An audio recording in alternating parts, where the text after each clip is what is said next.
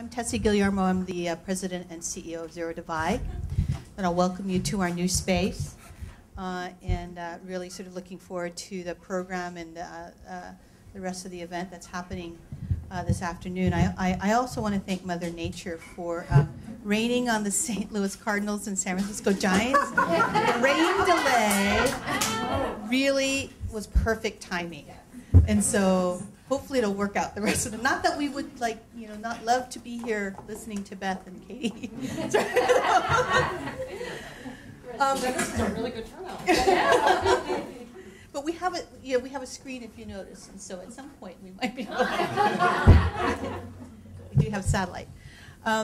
So for those of you who aren't familiar with ZeroDivide, ZeroDivide is an organization that's dedicated to promoting adoption and providing access to the power of technology to achieve social impact for underserved populations.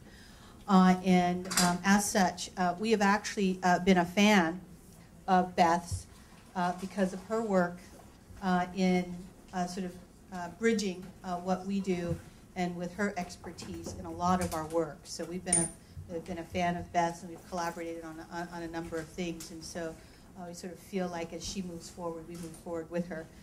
So I'm really happy to have host Beth and Katie here to launch their new book.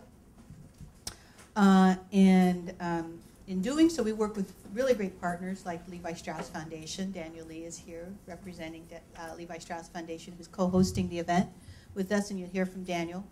Another co-host is the Northern California Grant Makers, and Colin will be here at some point, right? Early, as well. If not, we'll find somebody to represent him. And then we're all here today because we really care about social impact. And in order for us to understand the kind of impact we're making, we have to be able to measure our progress.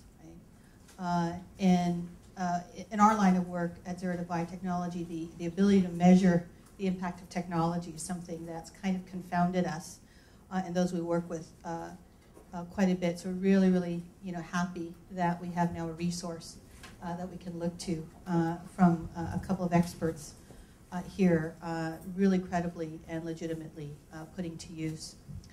So without further ado, I want to go ahead and get started with the program.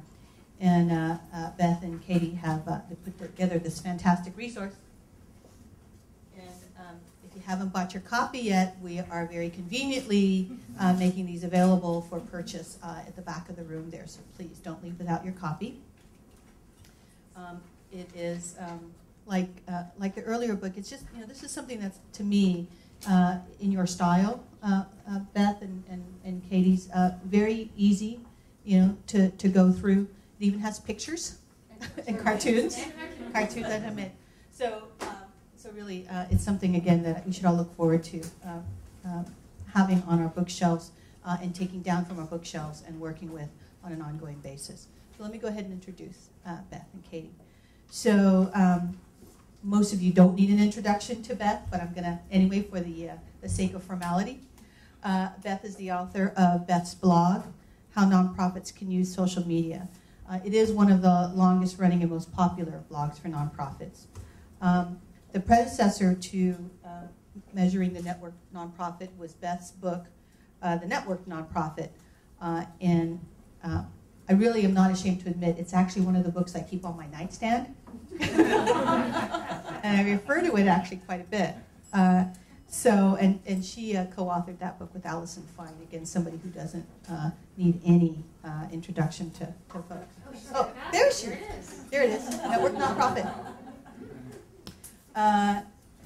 And Beth has over 30 years working in the nonprofit sector in technology, training, capacity building, evaluation, fundraising, and marketing. In 2009, she was named by Fast Company magazine as one of the most influential women in technology and one of Business Week's Voices of Innovation for Social Media. She was named Visiting Scholar for Social Media and Nonprofits for the David and Lucille Packard Foundation for 2009 and 2012. So she has a day job. Now 2013, that's right. And so luckily for us, Beth is still here in the Bay Area. And I'm staying. You're staying. Okay, great, great. No going over. Okay, good. More books, more Beth, more fun.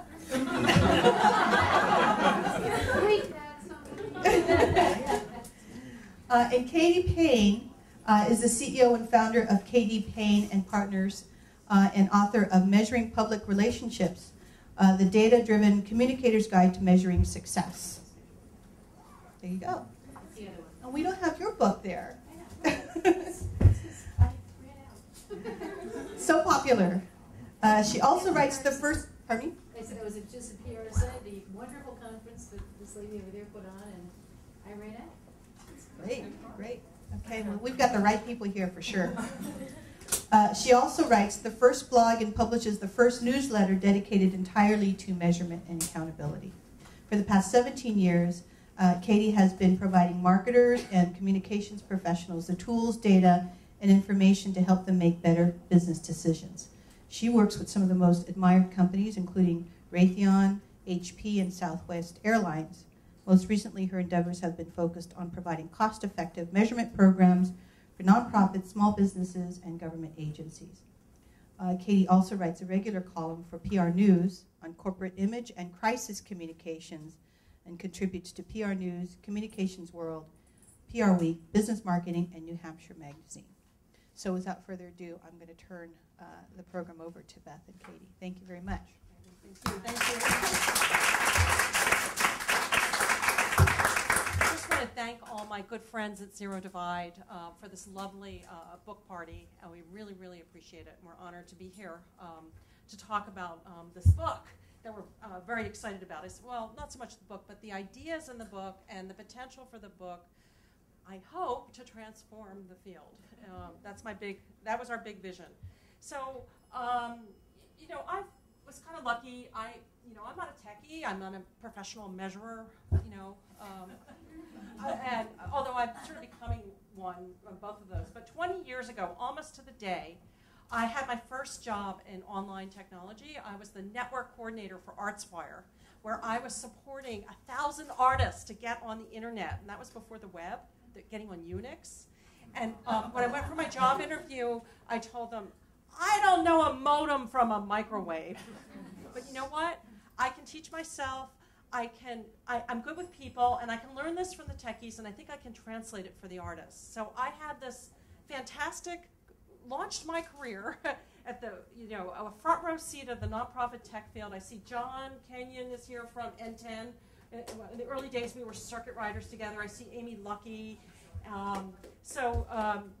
Where we actually went around and we drove around, we go into the nonprofit and say, oh, you need a database. Let me cook one up for you. Oh, you need a PowerPoint lesson. Let me do that. So I have had the privilege of working with nonprofits as a trainer, a master trainer, and I see actually my colleagues. I'm going to give a shout out to Heather Ramsey and Patty from IIE, literally going around the world and in the last few years teaching curriculum around the network nonprofit. So I also want to tell you that the book has a social mission as well. Those of you who know my work know I have a special connection to Cambodia. I adopted 2 beautiful children from Cambodia, and we give back. And so I'm donating my author royalties to support the college education of a young woman named Kyo Savan, who is a civil engineering major in her second year, number 3 in her class. She can do math. And she told me when I met with her this summer, she said, I would like to come to the U.S. for graduate school. I think I want to go to Stanford. And I said, I'm going to have to sell a lot of books. So buy lots of books. So, when you write a book, the first line in a book is really, really important. And the first line in the book, it's in the third person, but it says, Beth used to think measurement was the equivalent of Darth Vader chasing after her with a radioactive lightsaber. And that's because, I almost flunked math in 8th grade. I didn't know my way around a spreadsheet. And I just thought, it's too much work anyway, and I'm too stupid. I'm dumb, and this thing scares me. But you know what? I kept on hearing about, from nonprofits, measurement's important, but there was not a clear way to do it. So in my curiosity, I have curiosity almost kills me. Who is the best person in the world who knows about social media measurement? Ah, it's Katie Paine. So I put in this crazy proposal at South by Southwest called the Social Media Nonprofit ROI Poetry Slam. Okay, so I invited a couple of nonprofits to tell their measurement story in verse, and then I had to have expert judges, and so there was Katie, and they had to come in costume, and she came in a tiara, and then In a suit. In a suit. Not just a tiara. There are pictures out there with me just in a tiara.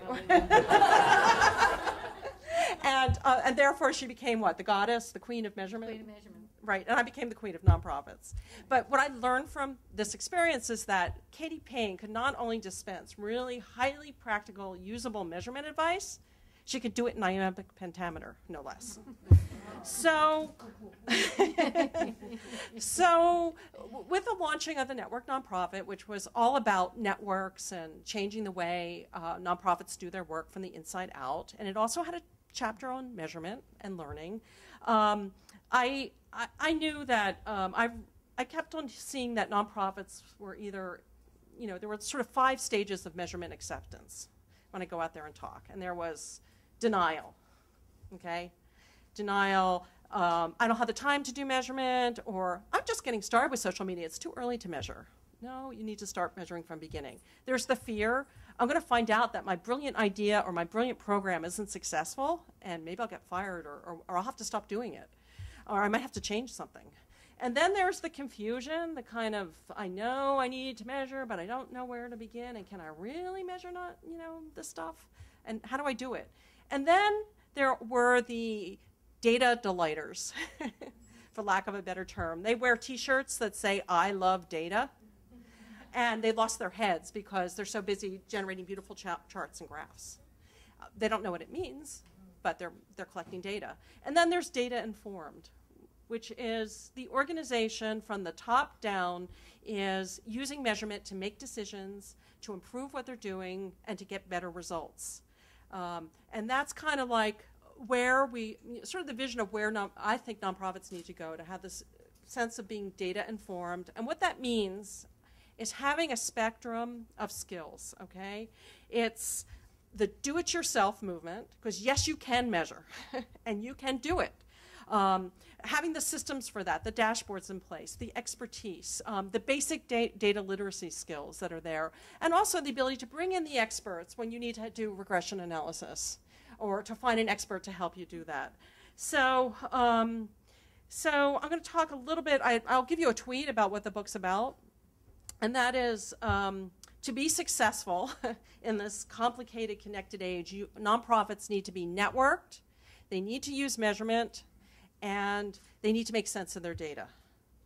So I think, I do want to say, I'm going to do a little infomercial about the book, because I'm really happy with the way, I never worked so hard on anything in my life, so excuse me if I talk about the book. But first of all, we had this 10-step process that we did to develop it, and it started with I integrated the writing of this book with my work at Packard. And Packard is fantastic because they allowed me to, as we were writing the book, to test the frameworks in real life, in real time, with grantees.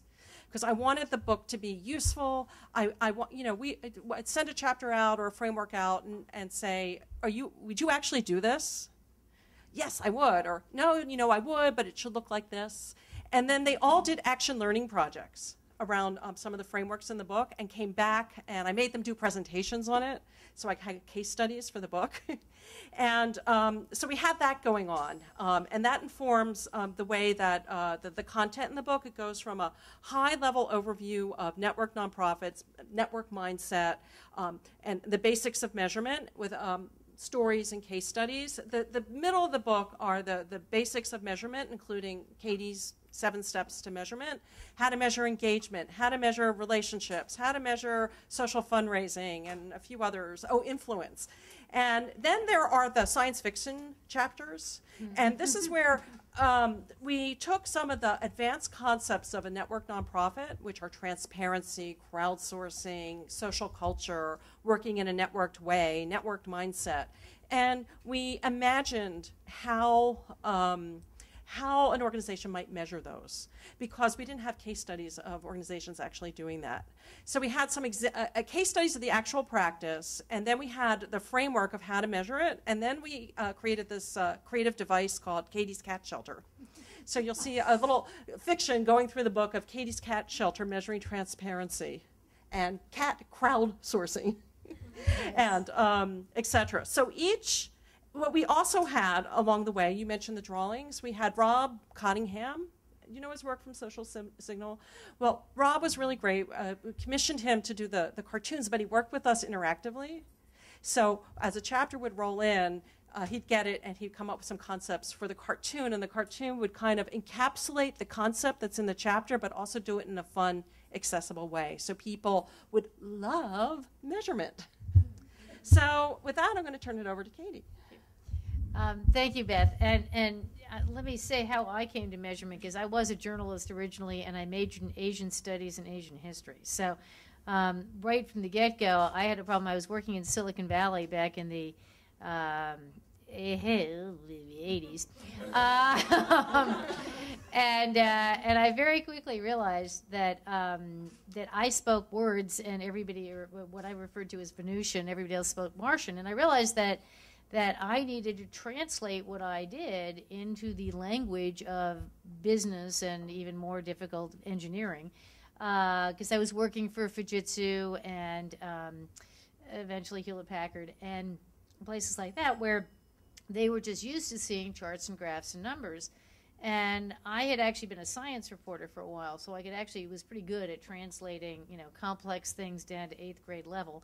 I just had to figure out how to do it back up the scale, which I did. And I kept coming up with different ways to measure my results. And then in 1989, I said, I think this is either I'm the stupidest, most insecure person on the planet, because I keep on having to justify my existence, or else there's a market for this. So I quit and started my own company, and I've been measuring ever since.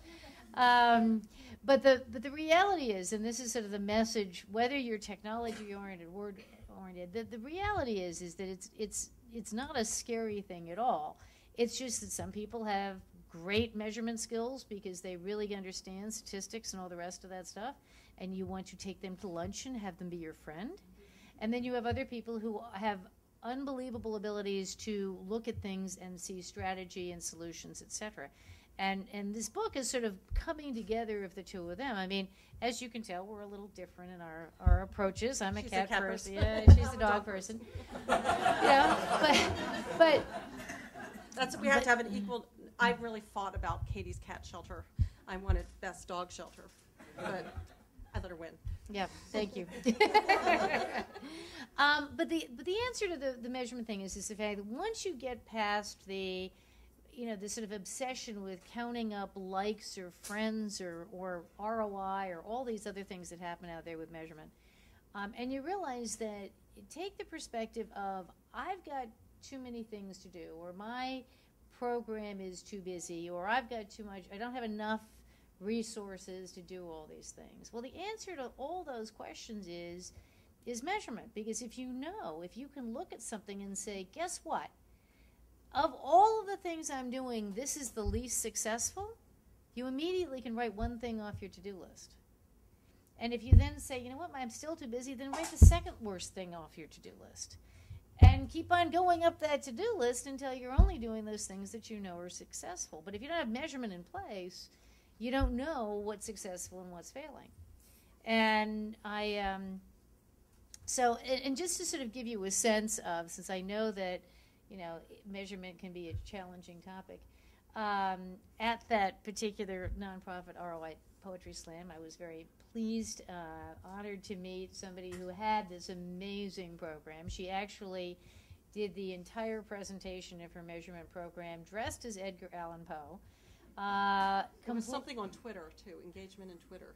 It was And engagement, she actually but had the Twitter bird in black. that's right. She had the Twitter bird in black, and it was once upon a nonprofit weary, as I pondered measurement dreary, and it went from there. It was absolutely brilliant. Anyway, at the Do you time, remember your advice in iambic pentameter? I do not. I remember once my you God. have That's engagement fully measured, it's time to go in and count the treasure. That's right. That's right. I forgot about that. Anyway, so just so you know, right, that was however long ago that is. On Tuesday, I will be in her organization actually helping them implement their measurement framework. So that was 2009. Okay? So that's how long it can take to get these things through organizations. The good news is the fact that if you have, there are some organizations like Do Something when we were there, where it comes down from the top. It's a very active organization. Things can happen very quickly. It's this whole thing that Beth Well, they're and a I, natural networked nonprofit. Yeah. And if you culture. if you look at the the framework that we put through the whole thing, which was that the crawl, walk, run, fly concept, which is, if you can't thank you. You can say it. You say it better than I do. If you can't fly, then run. If you can't run, then walk. If you can't walk, then crawl. But you got to keep moving forward. And this sort of came out of my many years of doing capacity building with nonprofits around technology, social media, working in networks. That early on when I was a lot younger, I try to make crawlers fly and they'd fall on their face and they didn't like it and they wouldn't do it. They wouldn't pick up the skill. So and this is what I always loved about when working on this and the advice around measurement, and the same thing with social media and becoming networked. It's baby steps, taking small incremental steps in the right logical order. Yeah, and it's just to me the biggest hurdle in getting measurement sort of more useful to everybody and more usable is and especially in the social media world where everybody's obsessing about likes and friends and let's get this video to go viral. All of those things are irrelevant if they're not advancing your mission or your cause. And one of the whole missions about this book and Measure What Matters, my previous book, is to just get people to think about what really matters. And what matters is, it goes back to the idea of impressions, right? I mean, for years and years and years, all the advertisers and all the world out there, it was just for the exposure, it was just for the impressions. Well, great. We can probably come up with a number of different ways to get you a lot of exposure. How many donations do you get out of that, or how many volunteers do you get out of the fact that your CEO was discovered naked in some waiting pool? I mean, you can get publicity very easily. That's not the problem. The problem is can you get your messages out there, and are they advancing your cause?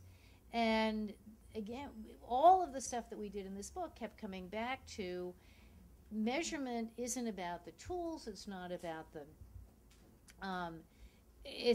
the fancy electronics. It's not about any of that stuff. It's does it actually move whatever needle it is that you're trying to move? Does it advance the cause? And I think that's, I guess if I had to, my tweet of this whole thing is get over all of the confusion about social media measurements, buzzwords and standards and tools and everything else, and just go back to basics. Right? If you're trying to get people to act in a particular way, you're going to have to measure their actions, not how many tweets they got. And if you're trying to get people to change their beliefs or get them to be more educated or more aware of a problem, it has to ask them whether they're aware. It's not about all this other stuff. It's about, are you achieving the things that you're really trying to achieve?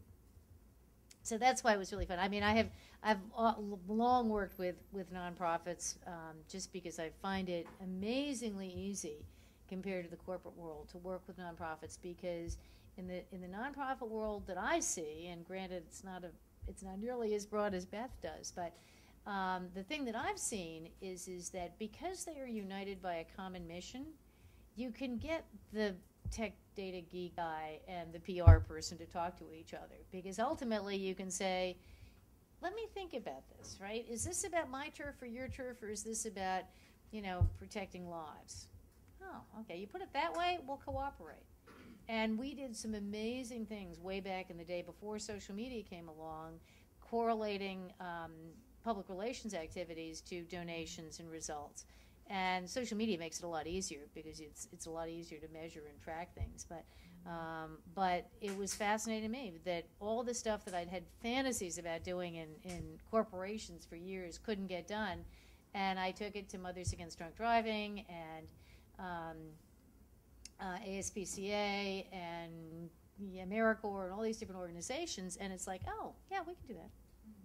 So the answer to the sort of short story to this whole thing is the fact that it's a tough topic. Beth did a wonderful job getting rid of her fear of Darth Vader, but it's also it's a lot easier than everybody thinks it is. It just needs to have the framework of the mission on top of the whole thing.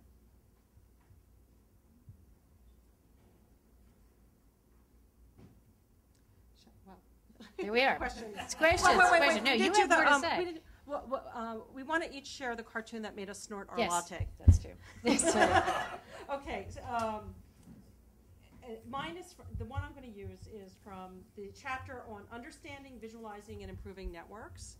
And this is about how to apply and use social network analysis and mapping to help you think about and be intentional about your networks. And so the cartoon shows two guys lost in the desert looking at a map. Okay. What page? On page 187. And it says, "No wonder we're lost. This is a map of my LinkedIn network." I know I need to find mine. I really have a hard time with all this stuff because that's part of it. No, that's not the one. The one that I do like the cat one. I like the relationship one. But the relationship one is particularly interesting because my previous two books were all about measuring relationships, and as wishy-washy as that may sound, people have actually been putting statistics around relationships for about 20 years. Wonderful man named Jim Grunig and his wife Lori and another woman, Linda Hahn, wrote papers 20 years ago about how to quantify relationships, and specifically how do you measure trust and commitment and satisfaction and all those things. So there's a lot of that in this book as well, because I think that measuring, quantifying your relationship with your donors, your volunteers, your constituents, your stakeholders, whoever the heck it happens to be, that is the biggest sign of success. And there's a story in the book about how the silly university that I live in the shadow of failed to measure relationships, and they had a big fat donor who was going to give them soccer fields, and it was all going to be wonderful, but because they didn't bother measuring their relationships with the town, the $6 million donation had to be returned. The president of the university lost her job, and needless to say, those soccer fields were never built. So that was all because they could have all been solved by understanding that the town and the university had stopped trusting each other when the university built a 50,000-seat auditorium and did not add a single parking place to the town. And it was one little thing like that scotched the relationship. So what's the cartoon? So the cartoon is, and it's a picture of a preacher and a man and wife about to get married, and it says, "And you, Amanda, on a scale of 1 to 5, with 5 being I do and 3 is meh and 1 is heck no, you take this." And I have a whole routine which I won't go into, but there is a whole on the engagement scale. Impressions are kind of like guys leering at women from a construction site. There's no relationship there and probably never will be. Facebook is like Match.com. You don't really know who those people who are is that person who just liked you, your weird Uncle Ralph that lives in the basement, or somebody else. So it's all about relationships. That's great. So we want to take some questions from the audience. So if folks have questions for either Katie or Beth or both of them, I actually have a mic here that moves. That we can. wants to ask questions. Can I ask questions of specific people in the audience? Sure. Questions go both ways. That gets them going. All my friends friends all duck under the chairs. Yes, No. right. Sorry, I'm going to move here. We have a question. So the question is, you're only able to measure data that exists, and that data is usually coming from people whose job it is to enter that data. And so there's a degree to which you need to achieve user buy-in for the data to exist.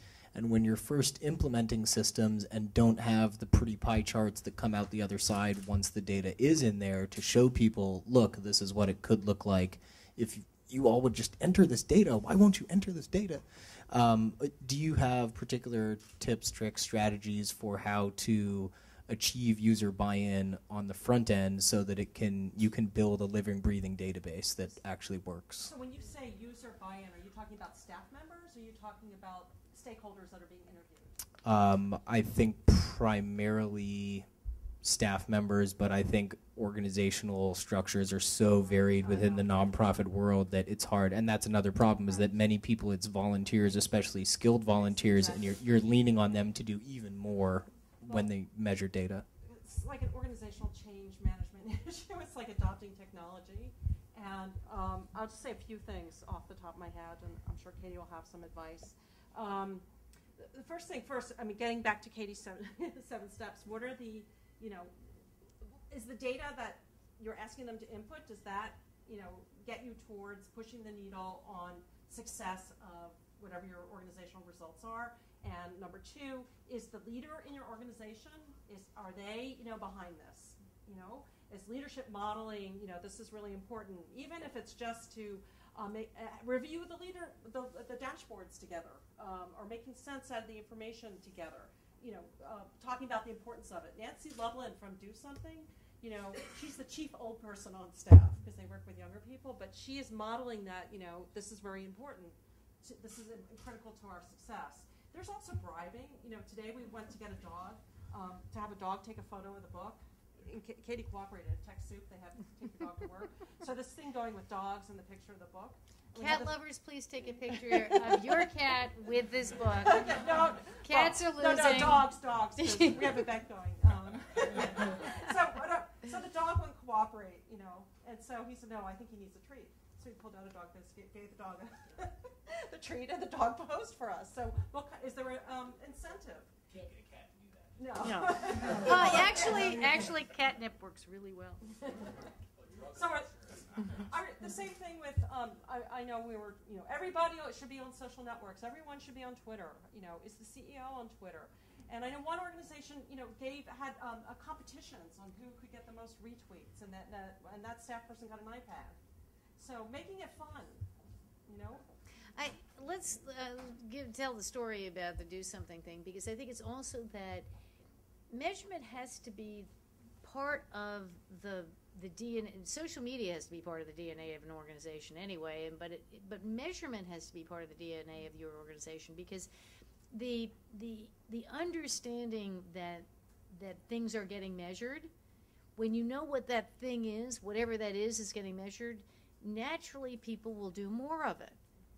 And whatever it is, you make that the goal, and everybody understands. And we were at DoSomething.org last week, and they had this sort of weird opportunity.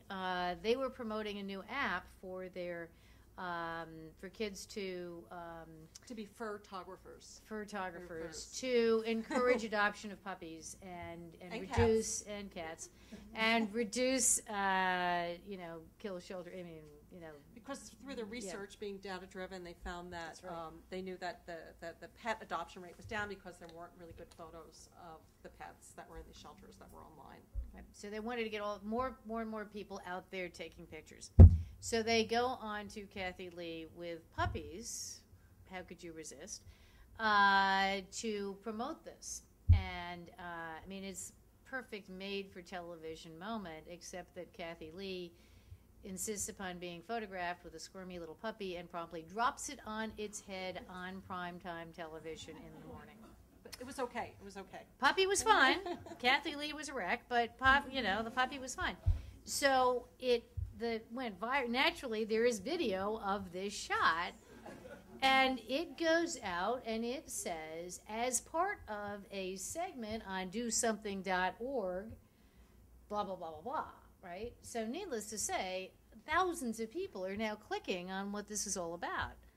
And we're there, and everybody's being distracted because there's this glass cage in the middle of the whole office where everybody's watching the real-time results come in and talking about how, not talking about, oh, good, it's going viral, not talking about how many clicks we're getting or how many hits, which stand for How Idiots Track Success, by the way. Not how many hits they're getting, but what the best route to conversion is. And this is an organization that has not one, but two data scientists on staff. And so these are they're the cutest guys. They're so huggable. But they are like PhDs in biology and statistics, and they're on staff. And their whole job is to be stewards of the data, to make sure the dashboard's there. Their dashboard is gorgeous. It's done with simple infographics. And they actually, but they don't just sit in the corner and play with spreadsheets. They're walking around and working with staff because it's this partnership, because the staff are the ones who know about the programs, and the data scientists are the ones who know how to do regression analysis. And together they're making sense of the data to get better outcomes.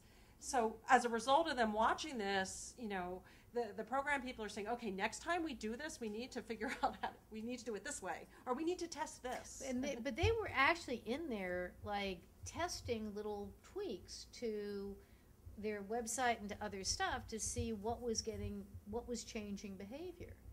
And, you know, it was a very cool thing to do, and everybody in the office was aware of it. And that when you understand that, wow, measurement is that important, that it's occupying all of these people and they're all in there paying this attention, all of a sudden it just becomes part of the DNA. And also, if you look at their office space, yeah. I went around taking pictures on the wall, on the windows. Not just the data scientists, there's like charts and graphs on the wall. Everywhere. There's a whiteboard that has what their A/B test is of the day, and they're walking around and they're talking about it. You know? Other questions? Anyone else has a question? And I'm sorry, tell us who you are when you ask your question.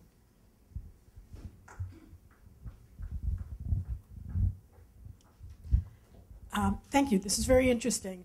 I'm trying to think how we put this together. I'm with a small advocacy group.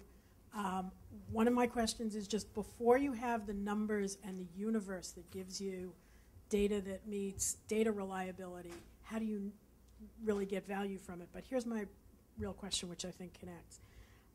There's other good advice that we're trying to follow all the time. I'm Jamie Studley. I'm president of Public Advocates, statewide advocacy on behalf of social justice. Not to silo things, to integrate our behaviors.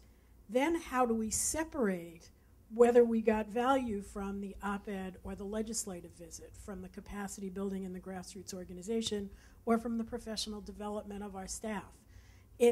I wish it were as simple as where you started, Katie, and I know that's just a metaphor for other ways of doing it. Line up your 10 behaviors, drop the weakest one. But they don't separate out that way, or they don't separate out for years and years. So what can I take from what you're talking about in I'm that going to kind answer of your situation? first question, because I know Katie can answer your second question way better than I can. The big takeaway that I took away from field testing the concepts and the frameworks in this book with actual nonprofits who are some of them with just 2 people on staff, some of them with more, was, in fact, she came to one of our book talks today, and she said, well, you know, we don't have the time or the resources to measure the whole world and to measure everything. So we felt, what we learned from it, that it was okay to start with a small pilot, or that it was okay just to measure one of our goals, because that's what we had the bandwidth to do and to make sense out of. So starting small with baby steps. And the second question was about how to compare different channels. Yeah, you know, you can figure out correlations by looking at dates and unique URLs and all kinds of, I mean, there's lots of data. You can do control testing, control groups and A/B testing. You can use unique URLs to drive specific events to specific places. So there's all those ways to do it. It's never going to be perfect, right? You may not get causality. You will frequently get some correlation, but it's not going to be perfect. But the idea is to start with something that you can measure. I mean, we love measuring campaigns because a specific campaign with a specific URL, with a specific call to action, it's very easy to do. And so you do that and you say, oh, okay, so this worked really well. And there is sort of you get that one case study, right? Whatever it is, there's one case study. And I went into a major organization, not a major for-profit organization. And it's sort of illustrative of how things work. So there was this one video that they did to promote legitimate versions of a particular drug that was very frequently not off formula, should we say. People weren't using it correctly. And it was this video, and data scientists had gone in there and said, well, wow, the people who watched this video, first of all, this video got watched 50% or more than any other video we've ever done. So from a, sort of hit standpoint, was it successful? Yes, more people watched the full video than any other video that they'd done. So there's your benchmark. Yes, it was wonderfully successful. But then they did the follow-up testing to find out whether more people asked for the brand name drug, the non-counterfeit version, and was there any more awareness of the problems of counterfeit versions? And the answer was yes. So there was this one little teeny tiny case study, and I talked to all the PR people, and they all said, we all want to be able to measure programs like that. That was just so cool. Like, they just did it right. And I was like, yeah, well, that's because they planned it out. They had a call to action. They did it all. They planned it all out. And so they said, well, but we can't measure our stuff that way. We can't do it this way, and there's no way to correlate this, and we really don't know how, and blah, blah, blah. And I said, well, how about if we get the market analysts that did that work in the room? And they all described what they were doing. And he said, well, that'd be kind of a fun project. I could do that next weekend. So by simply saying, okay, it's not going to be perfect, but we can set up a model. And then other people will want to have models like that. And then they start to think about how they set up programs, set up campaigns, set up efforts with measurement in mind. And now it's kind of an accepted practice. They don't do it for everything. They're not going to always be able to separate out the op-ed from something else. But they're going to learn enough from these little pilot projects so that they know what works best and what doesn't work best going forward. And there was one of the Pecker grantees that came and started to create their baby step pilot. They realized that we don't know how to set up these tracking codes because we're just going to measure this one campaign on our landing page, but we're not really fluent with Google Analytics. It's free and we don't understand the instructions, and we need someone to come and sit with us and figure it out. And so I refer them to Eric Peterson, who is a measurement geek, has this thing called the Analysis Exchange, and he pairs corporate measurement analytics geeks with nonprofits, and they come in and they'll do a project with your organization. So it was the corporate analytics geek who can do regression analysis, and a student, a business school major, and worked with a nonprofit, and worked with them on a pro bono basis. And so she came back and she said, "Look at all my tracking codes. Look, I know the conversion rate now. Yeah. I know which pitch works better because I can do A/B testing now." And there's also DataKind. Oh yeah, DataKind. There's also DataKind, which is another system that matches up nonprofits with data geeks. And there's also even now LinkedIn has the ability. You can actually. Yep. Here's the whole reason to actually go get Board Connect. You can get it for free on LinkedIn, and then you can search people by skills, and you can get data geeks on your board. That's what Nancy Lublin at Do Something has. She has Reid Hoffman and DJ Patel, who coined the phrase data jujitsu, and who's like the poster child for data scientists. So if I was running a nonprofit, that's what I would do. I would have a whole data scientist committee. I would go raid them all before you all got them. So we want to continue this conversation in a more informal manner, as we have lots of food out there and drinks and whatnot. But before we sort of break from this setting, I was going to ask Daniel Lee, who's executive director of the Levi Strauss Foundation and a co-sponsor of the event, to just say a few words. And as Tessie predicted, Colin did show up. So we were talking about you earlier. So we'll ask Colin to say a few things, and then Beth and Katie will be here for a while. So buy your books, get them to sign it, and eat. So, but before we break up, here you go, Daniel. Laura just whispered in my ear about 2 minutes ago, "You're off the hook," so I got very excited. I just went to the Barbra Streisand concert a few days ago, so I get really excited around the wireless mic. I'm sorry.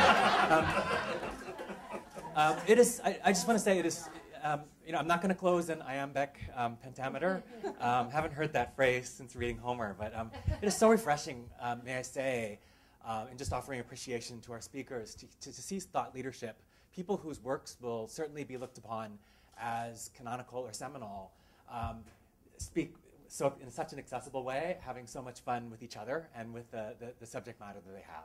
That curiosity is really something, if you pair that with thought leadership, it's tremendous. So could we please give Beth and Katie a round of applause?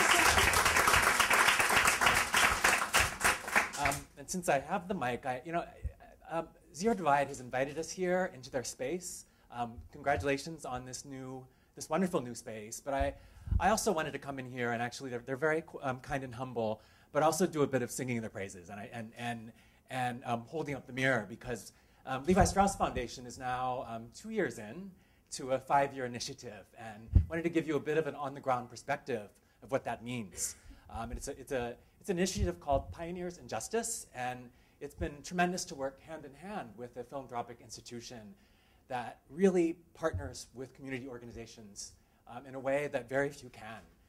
So I'm also fortunate that one of these 5 next generation leaders that we're working with, leaders who have taken the reins of social justice organizations and civil rights organizations that are venerable, that are tried and true, at a certain moment of time when the social justice sector is asking a lot of questions. Tectonic shifts about who are our constituents, how do we talk about our work. And Pioneers in Justice is a platform for 5 of these leaders, and one of them is Abdi Soltani, the executive director of the American Civil Liberties Union of Northern California. I urge you to gang rush him afterwards. He handles everything with kindness and grace, and it's always fascinating to watch. As a leader, it's remarkable. But these are leaders that are grappling with how to bring social into social justice. And it's been tremendous to have Beth speak to the group and really think about what are the unique challenges of connecting social media with advocacy work. So to get really concrete here, how do you have two-way dialogues about things like immigration reform and criminal justice reform? How do you engage millennials about the trade-offs in the state budget around imprisonment and looking at mass rates of incarceration versus education? So Abdi's actually working with his team at the American Civil Liberties Union, and it has been walk, crawl, run, and has been folks like Laura and Tessie and the ZeroDivide team that is here working alongside folks to help them devise new skills and new tools. So we'll see in the coming year a gaming app, for example, that students in California can use to look at very specific trade-offs in funding for prisons versus funding for education. So that's a type of thing that these folks are up to. I urge you to gang rush him. He handles everything with grace. So I wanted to, in closing, I wanted to really offer just our gratitude to ZeroDivide. They are pioneers in terms of working with grassroots organizations, giving them the tools. It is not just about pulling out your iPhone or about scary diagnostics, but about providing voice, providing new ways of connecting with audiences, and bringing technology to bear. So could we have a round of applause for ZeroDivide? Yes. Thank you.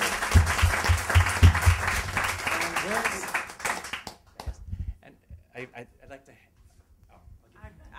I'm going to hand it over to Colin. And just from ZeroDivide, I wanted to thank all of you for coming. And again, this is just the conclusion of the formal part of the program, so stay around and hang out because we love that, and there's lots of food. And I just want to thank Jessica and Brandy and the team at ZeroDivide who did the logistics and put this together. And I told Colin I'd give him the last word. Hi, everyone. I'm really glad to be here. Sorry I was a little late. Meetings sort of hold you up sometimes. I won't keep you from the alcohol and the wonderful food back there and everything. But I wanted to add with Daniel, thank you to both Katie and to Beth. Really amazing, wonderful work. I'm really excited about it. And I wanted to be real about it. You know, in the philanthropic discussion, we've been having lots of talk about this idea of data and the use of data. And the challenge is that there's lots of talk. And you have some folks here who've put together sort of a map, a way to sort of think about how do you actually move it forward. And I think folks who begin to look at this will get an idea of how to frame the idea of the data use in the first place and the idea of the network to nonprofit. Because that is the future, that's where we're going, that's where we are pretty much. And so with that, I'm glad on behalf of NCG to join ZeroDivide and Levi Strauss in sponsoring this, but thank ZeroDivide for just a wonderful space in doing this. And let's continue the conversation, let's have some drinks, and enjoy the time with each other. Thank you.